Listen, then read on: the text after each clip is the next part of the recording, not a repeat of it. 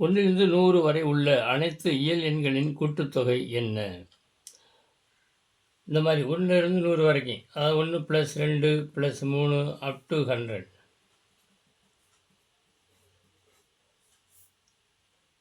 இந்த மாதிரி உள்ள கணக்குகள் இருக்குது. ஆரம்பத்துலேருந்து, அதாவது 1லேருந்து வர கணக்குகளுக்கெல்லாம் சூத்திரம் வந்து n × n + 1/2.